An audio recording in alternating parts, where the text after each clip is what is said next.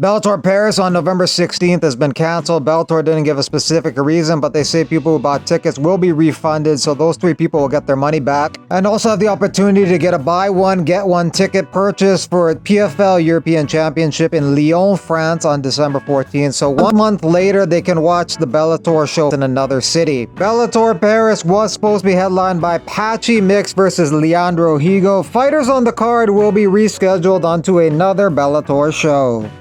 Alex Pereira's sister will be competing in Karate Combat 50 on October 11th, which is 6 days after Alex Pereira's fight. It's actually in the same location as Alex Pereira's fight, Salt Lake City, Utah. Aileen Pereira has an MMA record of 1-2 and a kickboxing record of 2-2. When I was asked the question by Michael Bisping early on, if I would change my game plan to secure the win, the main thing that I was trying to say is that I've worked myself hard enough to get to this point till now. It would not make sense to switch who I am as a fighter, to completely switch the game plan just to secure a win. The main reason that I've always wanted this fight, really, is for the fans. You got 2 of the best strikers in the world going at it, and that's what I want to give the fans. That's what I want to give you guys. When I step in there, you get to expect the best version of me, and the best version of me is not someone who switches my plan and then out of nowhere in my career decides to become a wrestler. So that's kind of like, I'm just trying to make that point clear. I have more finishes than Julianna has wins, so I don't know what she's talking about. She better slow down. Julianna, any response? I know violence, and Kayla just got here to the scene. As far as I'm concerned, Just got here. I've won 2 gold medals. I've been doing. what does that I have was to do with 6 being in years the old, UFC? honey. As far as I'm concerned, the last time she faced a Brazilian, she came running into the UFC. What to say You about started your career in 2009. You're 10-5. I started in 2018, and I'm 17-1. Yeah, it's easy to be 17-1 when you're fighting frickin' tomato cans. Who have you Kayla. fought? What was that? Who have you? Who gave her a mic? Julianna Pena and Raquel Pennington went at it, arguing who got their ass kicked less badly by Amanda Nunes. That doesn't matter. You quit on the stool when you fought Amanda, and you had your opportunity to go get that, and you didn't. Yeah, you were trying to quit on the stool. You got your ass embarrassed for 5 rounds as well, so quit. Girlfriend, you did the same thing. So that's why I said as well. Okay, I'll give her this. Julianna Pena really doesn't have boring fights. Say what you want about her, at least you can't say that. I agree, I think that label can be put more on Pennington because she has more of that wall and stall, push a fighter up against the cage style of fighting that wins rounds but doesn't win fans. But like you said, Pena's not boring, so maybe if you match her up with Pennington, it ends up being a good fight. That's a good thing about coming in with low expectations. If you expect it's gonna be shit and you get shit, you got what you expected. If it's a little less shitty than you thought it was gonna be, you're somewhat happy. On the other hand, if you think a fight's gonna be incredible, like Ngannou versus Derek Lewis, and it ends up being a snore fest, you're really pissed off.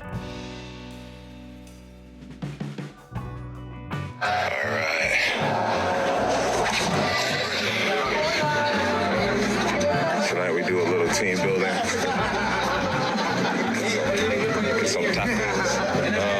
Thanks, John. That's your boy Killer. You weren't eating like this at Walk to Me, were you? 6 guns. Let's get it, baby. Yeah. Oh, damn. It's like that. All right, Coach. Show me how to order, man. What we gonna do? We're gonna do the al pastor.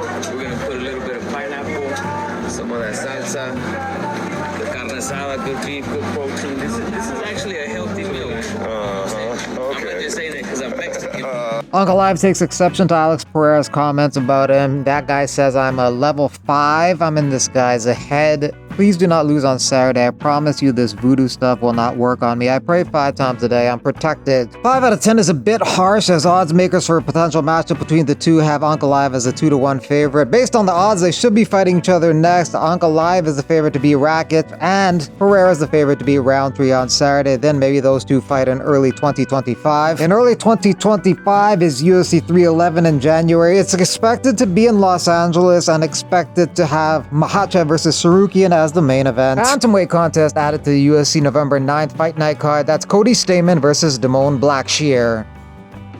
Usman Nurmagomedov was asking Ilia Topuria when the last time he fought in the streets was. Ilia had a pretty good burn back. It's been a long time, to be honest. How are you doing with drugs? You still on steroids?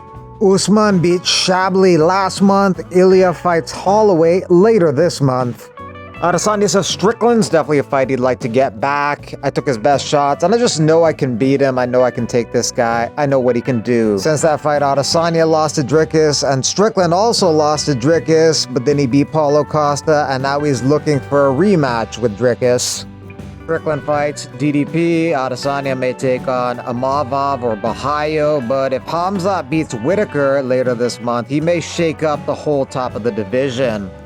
Full card for Gamebred Bareknuckle MMA Friday, November 15th in Biloxi, Mississippi. A lot of former and entertaining UFC fighters on the card, to name a few: Kevin Lee, Jason Knight, Randy Costa, and Brandon Davis. His mind after I called out the facts last week that all his fighters either lost or got injured. I just imagining that 14 of your main event fighters all lost this year? You must be the biggest pathological liar on the planet and continue convincing us that you're good at your job. It is a fucking train wreck. The Matchroom curse is a real thing.